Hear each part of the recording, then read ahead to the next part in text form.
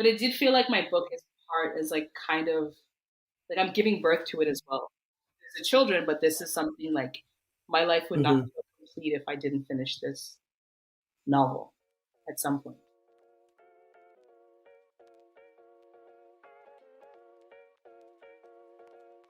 How is it going? Welcome back to Everyday Talent Podcast, your go-to podcast for creatives who are looking for a new way of thinking about their life, career, and practice. I'm your host, Betty. I'm a filmmaker, fundraising consultant, and a coach for creators. So, new year, new change. This is the first episode that we are officially now launching, not just on podcast platform, but on YouTube. So, for those of you who are listening about this on audio platform, if you want to see the video, you can also visit our YouTube channel. I'm entering 2023 with some new exciting ideas of how my content will best serve you and many other creators. And this is one of those changes. And this doesn't stem from the energy of doing more. Rather, over the break, I had the fundamental kind of perspective shift of recognizing that my time at work is limited and I want to reprioritize my time to my creative joy, my family, and just recognize that work is a small piece of our life.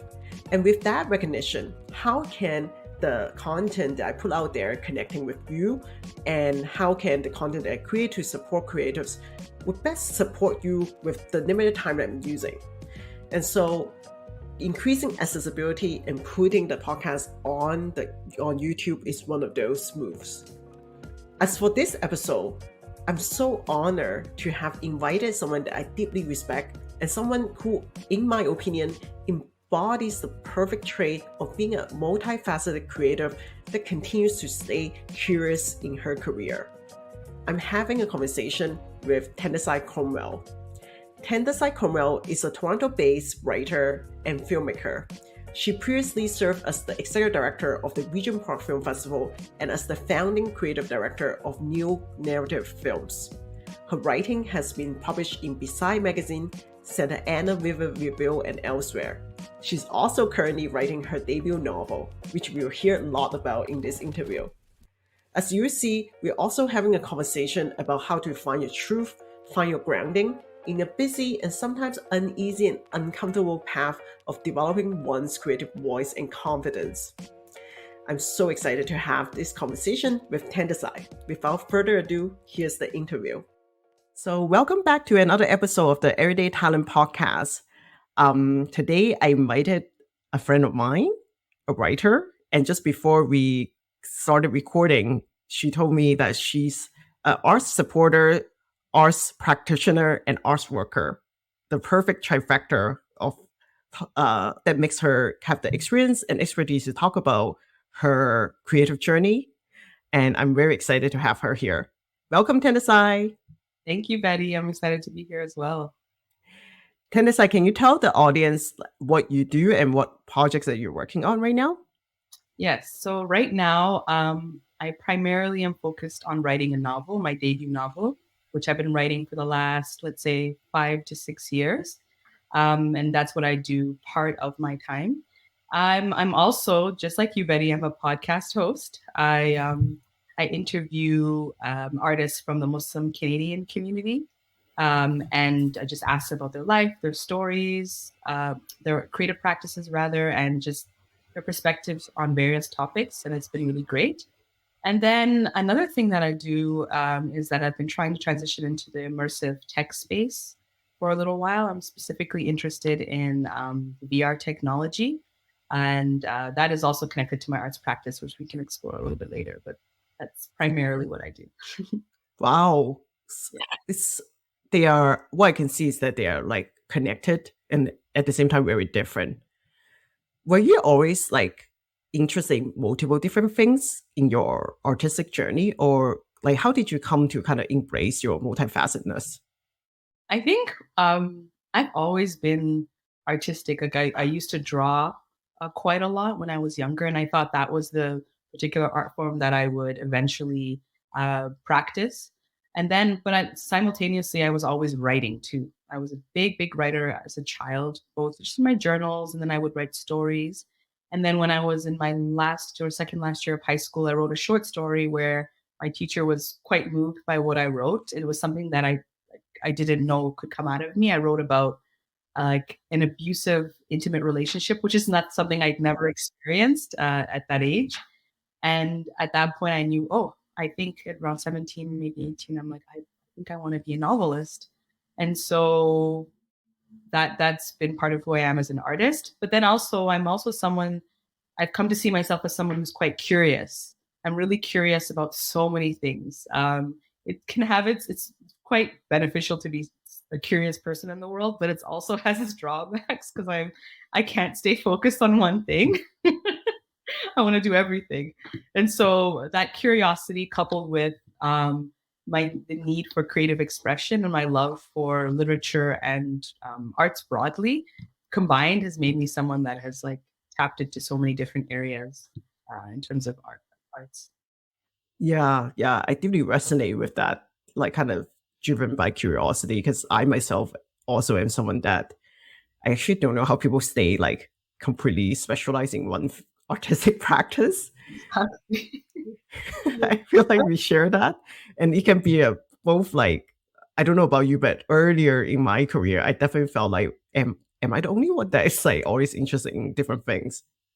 That's the thing. I felt like my thing was like I kind of wished I was someone who could just focus on one thing. And like my very good friend, she's a writer, and that's all she's ever done, and that's all she wants to do. And she spends her time like learning the craft, and she's committed in her own way to mastery.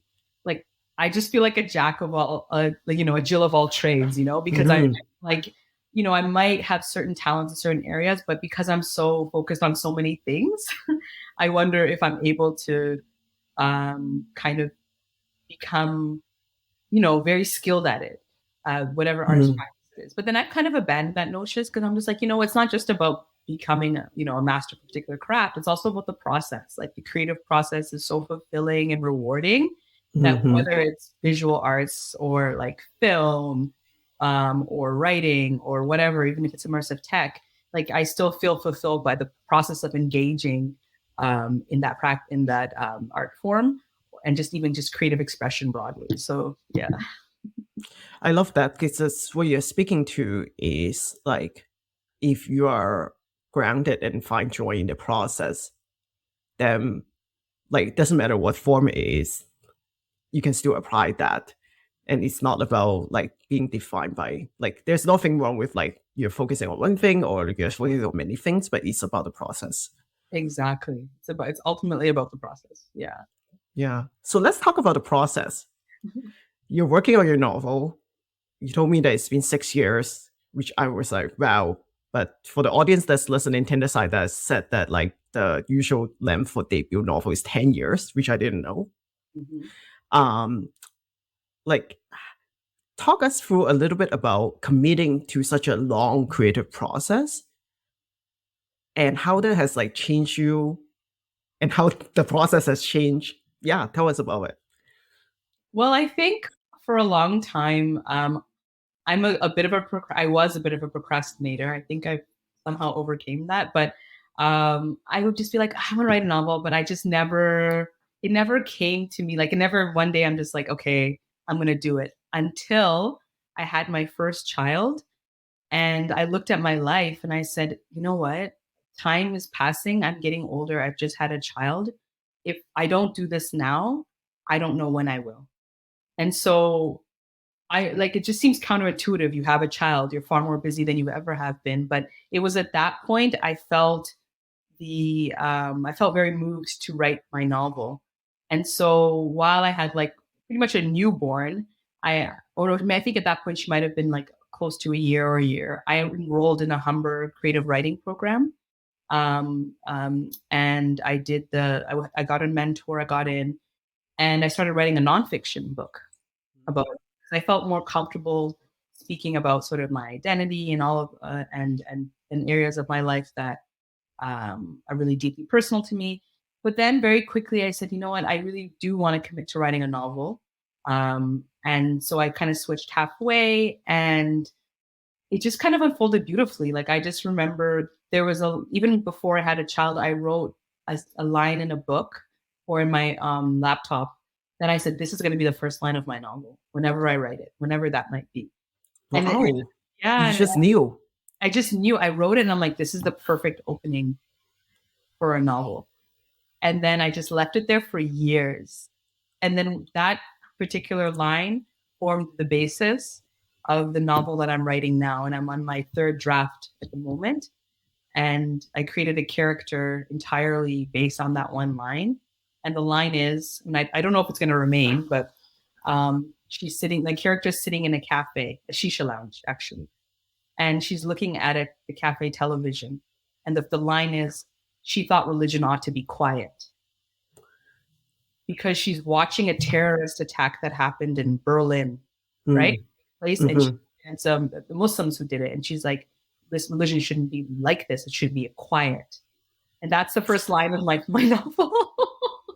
And so, I'm yeah, struck by how powerful that is. yeah, I mean, it just came to me one day, and I just, yeah, that remains the. Even though my people told me to change it, or there are different Mhm. opinions, I was like, that has to be the first line. Wow. I I'm very like inspired by what you share, and because it also makes me thinking about like us a fellow like creative, like there I think if we sit everyone down, there is those kind of almost spiritual or divine moments. I don't want to like suggest that it's anything religious, but it is like something that is like you can't explain how that moment strike you, and there's such like certainty about your connection to that one line. Yes.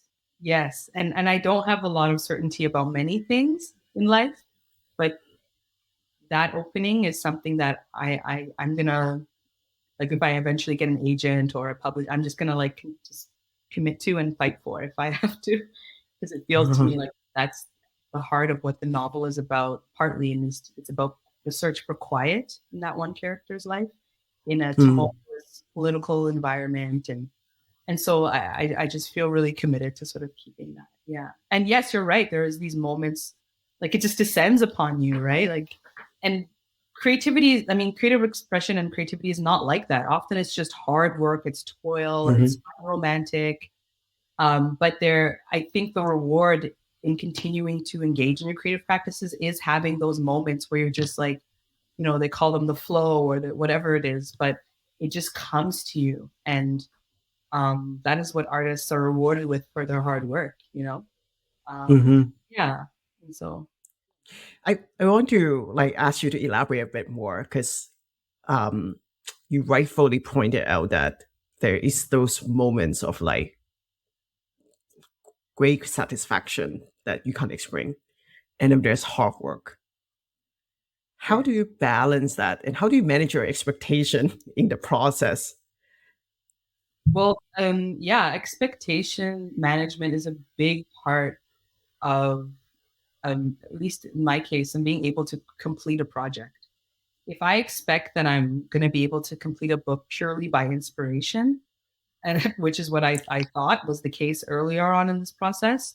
I had got tough education in that, because the Wow. majority of the process was and continues to be incredibly difficult. And Mm, I speak about it, at least in my case, as a form of like, because as someone who wants to like master a craft or really wants to learn, I have to teach myself. I've never been trained in how to write a novel. mhm. So it's like the process is like involves a lot of like, self-loathing, because I pride myself on writing well, but I can't write Mhm. well most of the time when you're writing a novel. It's just a lot of exploration. It's very Yeah. exploratory.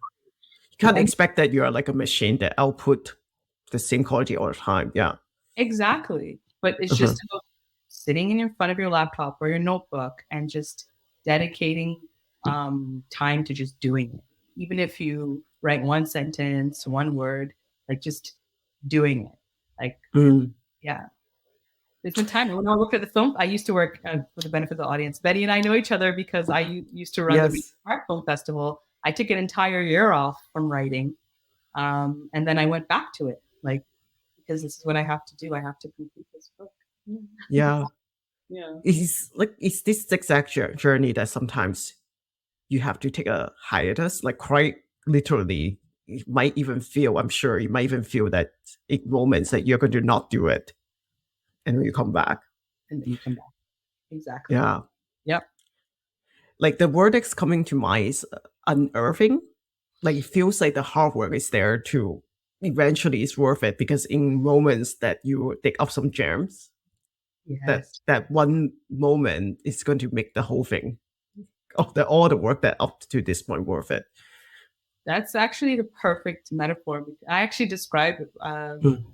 the process of writing like that. Like it's just about like the diamond in the rough. Like a lot of it is just like Mm-hmm. hard. Like when you create a diamond, you have to put a lot of pressure. There's a lot of like things around it that are not useful in Mm-hmm. terms of what the outcome of a diamond was supposed to be. But like, yeah, it's just you unearth it through the process of just continuously doing it and yeah, attending to Yeah. the process and being attentive to your own voice and learning about it, the craft, and continuing no matter how hard it is. Yeah, that's what Mm-hmm. I'm doing now. And to be patient Yeah. with yourself, be patient with yourself in the process, and then try to enjoy it along the way. Yeah. Mhm. You brought up motherhood earlier, that when you had your first child, you realize how time is precious.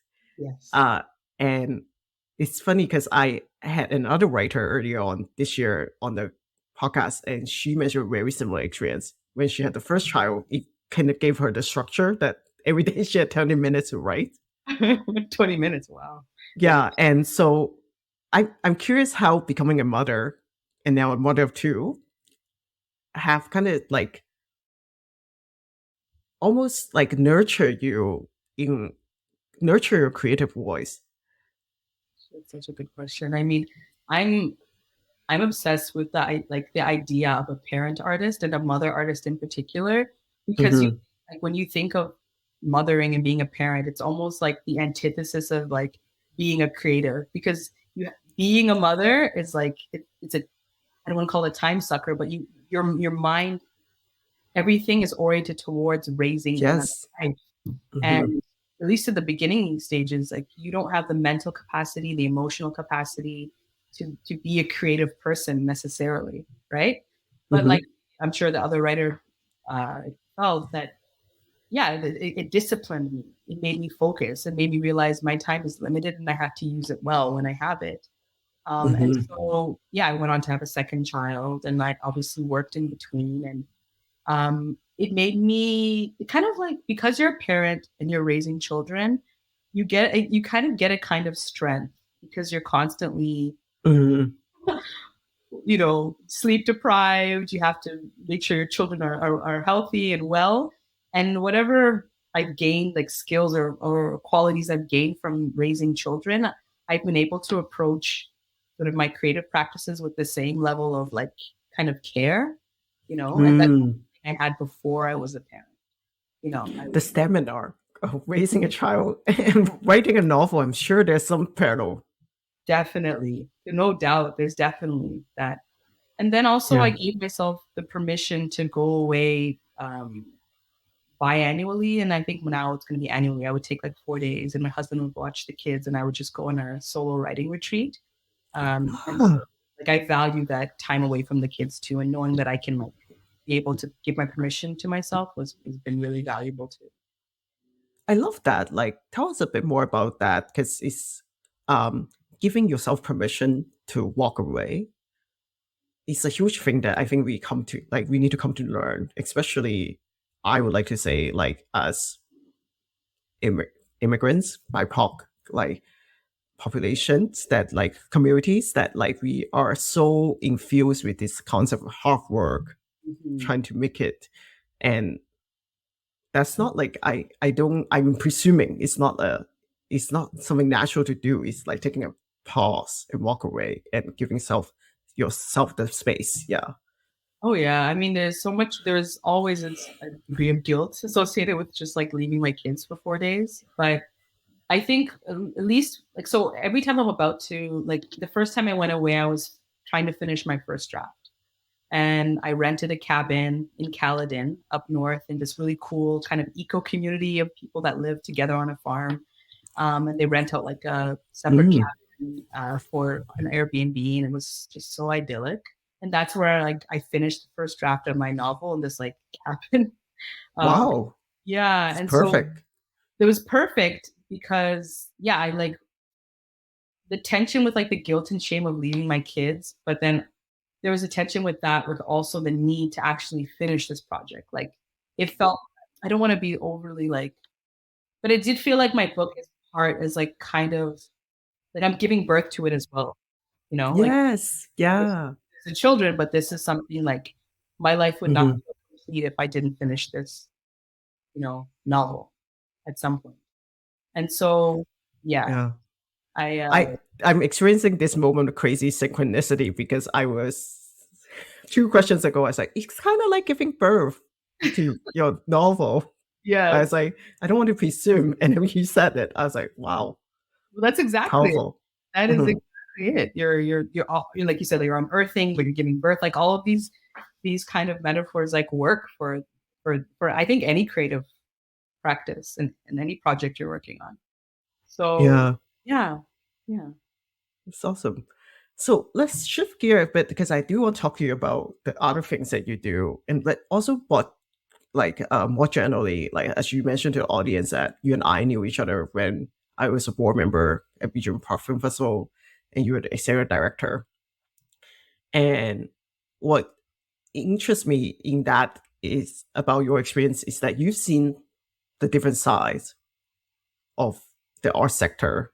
Yeah. You've seen like you're an artist, and you also have like ran an organization that support filmmakers and artists. How has that experience kind of informed your practice? Oh yeah. That year and 3 months that I was there, it was probably one of the most transformative, educational, challenging times of my life to run a film Yes, festival. challenging for sure. Yeah. No experience in that at all, actually, whatsoever. Um, I think how did that it so many transformations and how they didn't form my creative practice. I think there was constant inspiration from the artists Mm, that we featured.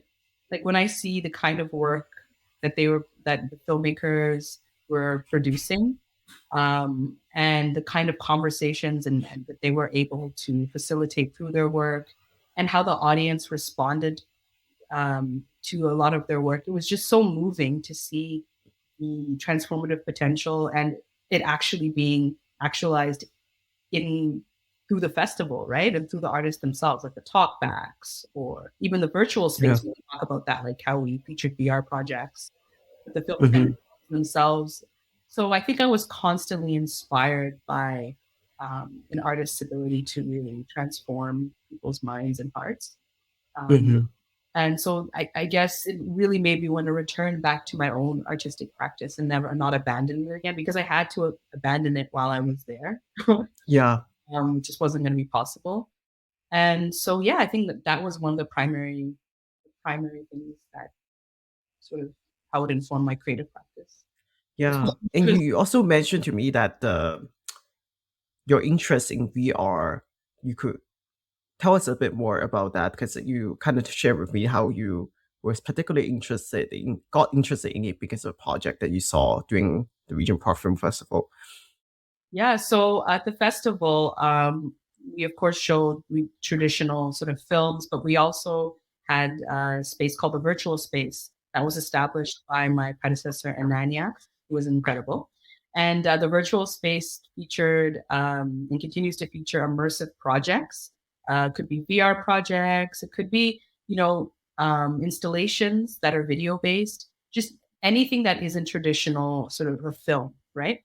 And so I had the pleasure of kind of previewing at least a couple of the projects, and one that was particularly moving was called Bidaban First Light, I believe. And it's an indigenous project, which was like a futurist indigenous project that depicted Toronto around the City Hall area, what it would look like if it was reclaimed by nature, but also reclaimed by and became kind of reverted back to indigenous land.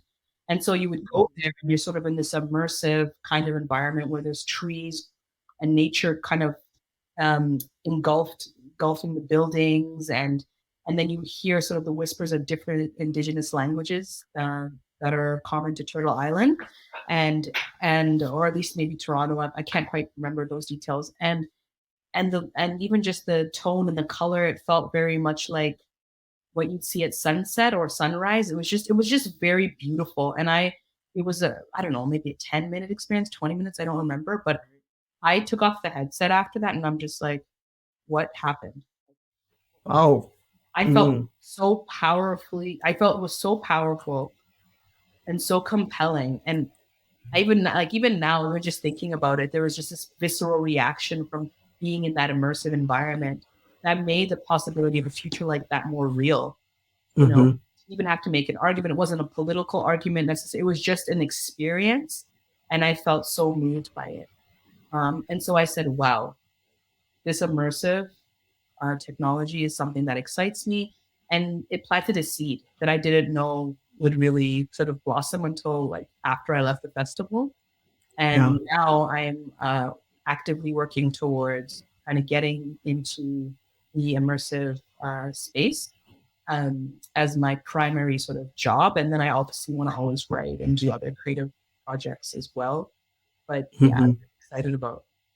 I have this something in the works that I can't quite share. I'm going to be part of like a cool kind of VR thing soon, Yeah.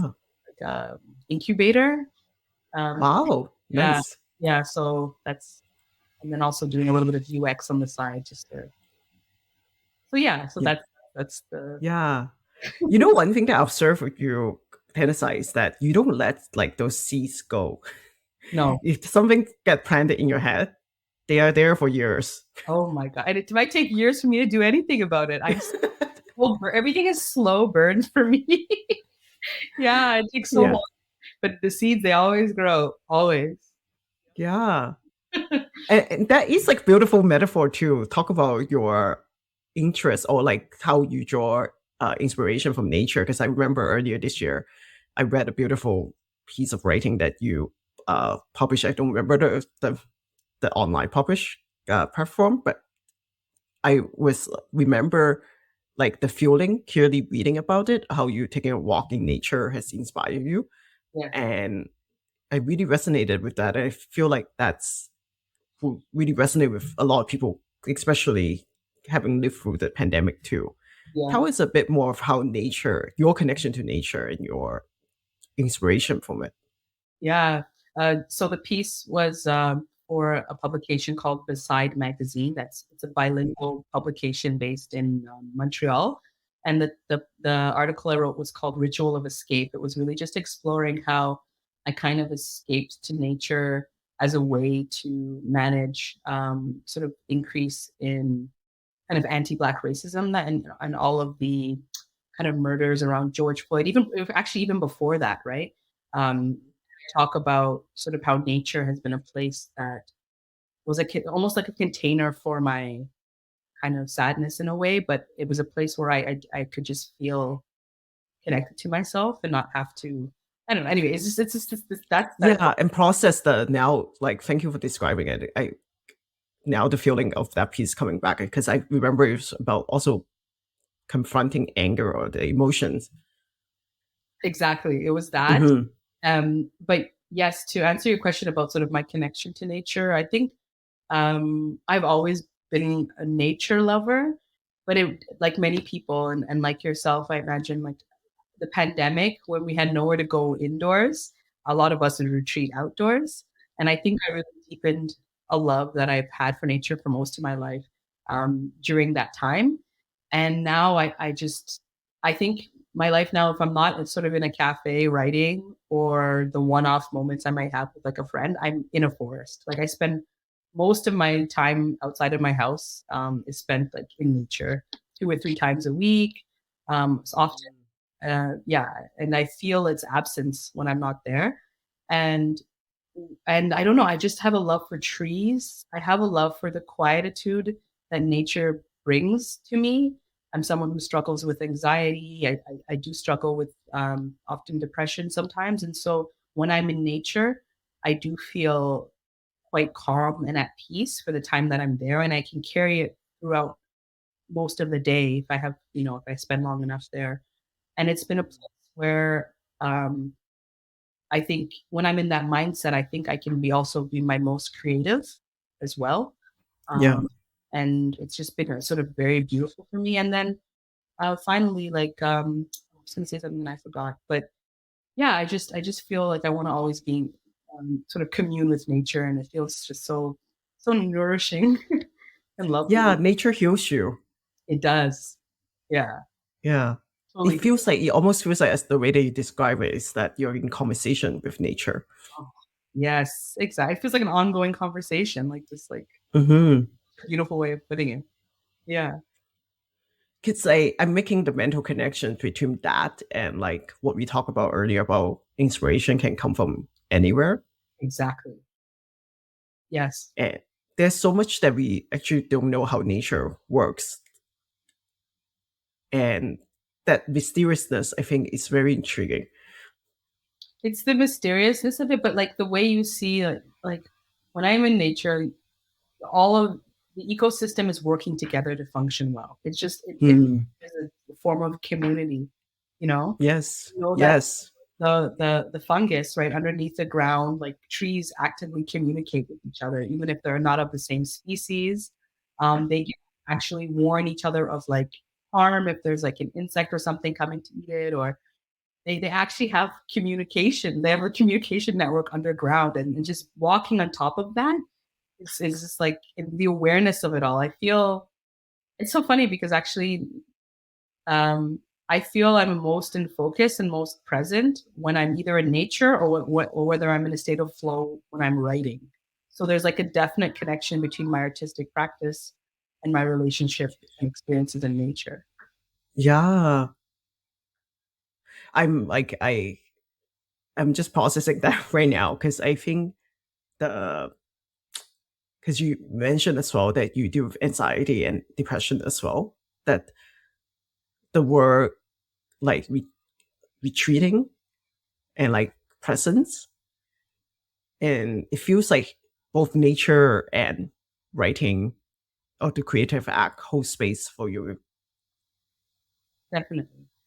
Hmm. There's I think I would have I don't want to say preferred, but it would I don't feel at home amongst people often.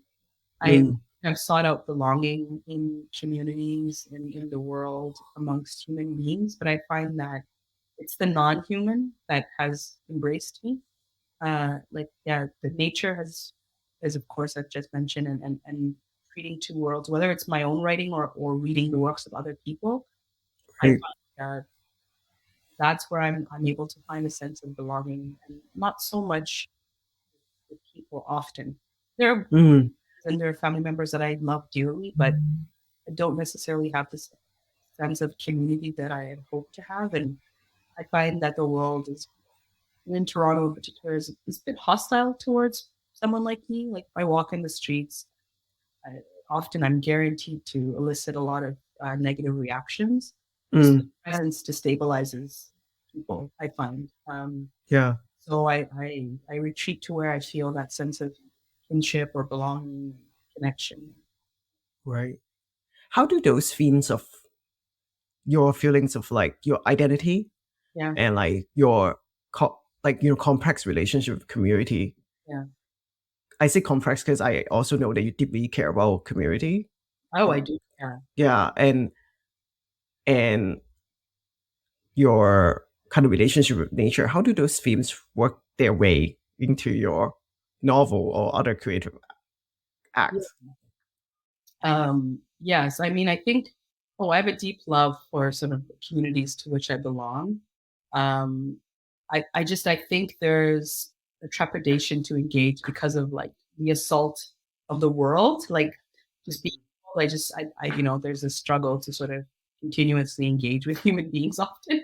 And I think all of us coming out of a pandemic. Yeah, and I think we're trying to figure out the language sometimes too. Yeah, and even just like, yeah, exactly. And so definitely, I think at least with one of my characters, her whole thing is the search for idea like quietude and quiet, and also feelings of belonging are also explored through the character. I never Hmm.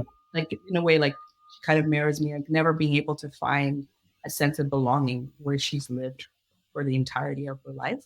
And so Mm. no doubt that sort of exploring those questions as whether it's film, I for a period of time I did some films, but through writing I definitely explore themes of belonging and Mm. displacement, even ostracization, discrimination, and and then trying to retreat. In this case, the character is a poet, and she does love nature too, and finding belonging through that. Yeah. So yeah, it definitely mirrors, or it's reflected in my work. Yeah, because I'm still kind of like chewing on that opening sentence of your novel. We don't know whether it's in the final. We don't won't hold your words, You know? but you know, it's very striking because it's she thought religion ought to be quiet, and I'm just thinking in quiet too. There's a lot. It encompasses a lot. It doesn't just mean Yes. peacefulness or once like literal being quiet. That it implies like a certain relationship with community and its surrounding, Mhm. like peace in kind of more communal sense. But the sentence also kind of suggests that that's not the reality. Exactly. So I feel like that sentence does speak a lot about your interest and like your personal experience in the world. Oh, definitely. There's no doubt about it. There's no doubt that being part of like your social my social identities, or anyone who's sort of um, from a BIPOC or other sort of marginalized communities, your social identity is obviously going to inform your experience of the world, your world, how you approach your artistic practice, what themes you choose to explore. Um, and so that's just the case with me. Yeah. And Yeah. yeah, definitely. Yeah. What would your advice be for people who are just starting, like think back to that Tendisai who just enrolled in the Humber writing program? What Um, would your advice be about Tendisai's like or other Tendisais at that time? Yeah. oh yeah, I think as fast as you can, abandon the notion of perfection and just Mm, write. Like write furiously, write consistently, create a writing practice that works for you. And then read widely, read things you like, read things you don't think you'll like. Just consume literature and other forms of artistic expression. Try them, especially if you're bad at it. Try because all of that is experience, is like knowledge and education that can inform how you approach your writing. And yeah, yeah. I'm talking about writing, but I guess this also could speak for other artistic forms. But yeah, abandon perfection and be consistent and try to as much to be disciplined. Yeah. For my selfish pressure, because I really resonate. I know it's like a like you're kind of giving the advice for general population, which I really resonate about reading literature. Mhm. Because I was just at a bookstore like last week, and I remember saying to my friend, I was like, "This is why you go to a bookstore. You go to a bookstore because you get discover literature." Yes. And in Toronto, certainly, I don't think that there's a culture anymore. You can see that I'm getting worked up about this. And I feel that as someone that is in film, unless I talk to someone that's like yourself, Yes. or like really, really likes literature, there's like a middle population gap that like just don't read literature anymore. Yes. Is it just me, or is that something that you observe as well? Yeah, I feel like I heard, I don't know what the numbers were. I heard that, I don't know exact numbers, but yeah, most people don't read even a book a year. Um, yeah. And I'm like, people say that like, oh, it's bad. I'm just like, well, we live through a pandemic. People are busy. People are some people, many people Well, are. you have so much time at home. Everybody, not you. Yeah, the great offender. I Yeah, know some people are like single moms and they have like yeah. jobs. I'm just like, okay, Right. Okay. Yeah, that's true. reading a Mhm. book is truly an amazing experience. Being able to like sit with someone else's minds and ideas, but like Mhm. I don't know. I do think people, if they are able to, should read more. It does. Their studies show that it does. If you read novels, you can become more empathetic. Actually, Hmm. it's. I think it contributes to the social good to read literature, especially with literature that doesn't reflect your own life experiences. 100%, Yes. it's good for society for people to read books and to produce them. But if you don't, I'm just like, I may not be able to maybe necessarily relate if you're not an artist or don't read, but I think I don't know. I'm like a lot more like forgiving of people not reading these days. Yeah, I just put you on the spot there and express my own personal bias. Totally. You're mad about it. I'm Eh? rec- Are you mad? okay. I just feel sad. You feel sad? I think that like the obviously we have like the big chain bookstore here. Yeah. Uh, but the independent bookstores they have a point of view. Yeah. Uh, and and I feel sad because even when I talk to my film friends, I don't think that they read a lot. Sorry, film friends. Yeah. Yeah. So I feel like there's some I would love to see more connectivity between the different artistic community. I think that's what where I feel sad about. Yeah. That's 100% true. I don't know if there's any space that exists that can connect the various artistic forms that we can just organically meet up or engage in a way that creates these kind of fertile encounters where like I'm reading the book that you wrote and I'm watching your film. Like I'm gonna go Yeah. back and watch your film, but like this is because we're having a conversation. I didn't even know you produced that, you know? And so Right. if there was more spaces and more opportunities for these engagement, like a multidisciplinary art, like Luminato is a good example of that actually. Yeah. Where there's that, Yeah. Multidisciplinary.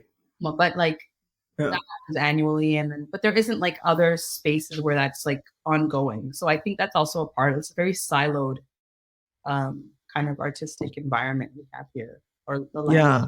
the landscape in Canada. But I think in Yeah. other countries there are models for this. Like where am I thinking of? Or even like for instance, in the U.S. they have, or in the New York they have a place called the Center for Fiction. So it's Mm. oh, I love it. So every time I go to New York, I go there. Center for Fiction. It is so Yeah. amazing. They have this beautiful building. They have a bookstore, Yeah. they have a cafe where you can read on the main floor, and then they have a quiet reading space that you can like read or write. And then the second floor is where they have paid members, like writers who are finishing their work, could like rent Mhm. out a space that they can work at 24 hours.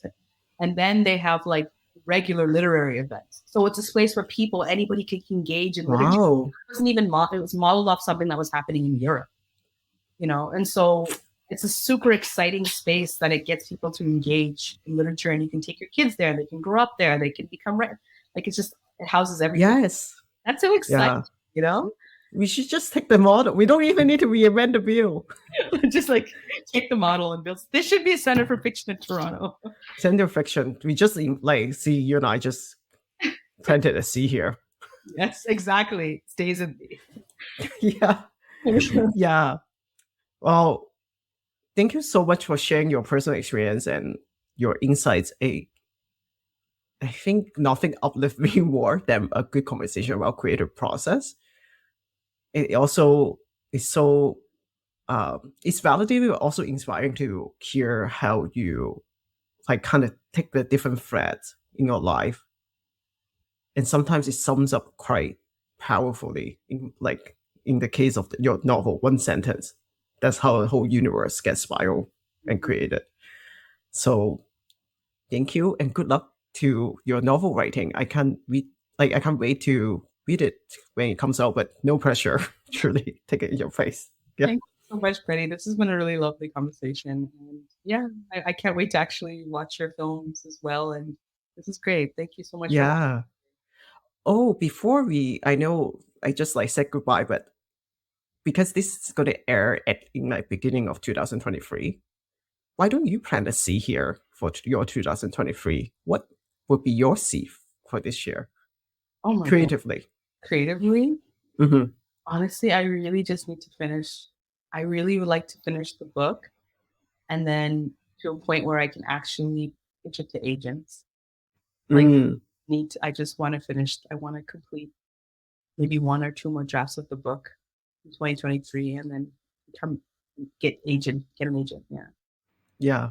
That's, So when you do get an agent, I'm going to take the episode, send you the episode again, and be like, you did it. I like this. It's intention setting. It's great. Yes, absolutely. And it's going to happen. Oh gosh. I'm saying that with certainty. I know. Thank you so much, Betty.